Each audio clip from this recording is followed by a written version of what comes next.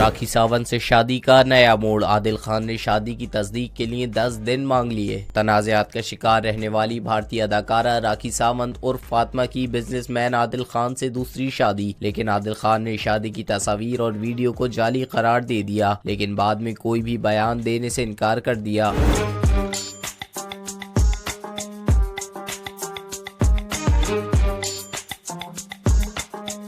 भारतीय मीडिया के मुताबिक आदिल खान ने अपने हालिया इंटरव्यू में कहा कि ना तो मैं राखी सावंत से अपनी शादी से इनकार करता हूं और ना ही इसे तस्लीम करता हूं। इस हवाले से कुछ भी कहने के लिए मुझे 10 से 12 दिन दरकार है। उनका मजीद कहना है कि हम एक साथ हैं, हमारे ताल्लुकात बिल्कुल ठीक है, लेकिन शादी के हवाले से कुछ भी कहने के लिए खुद मीडिया से राब्ता करूंगा।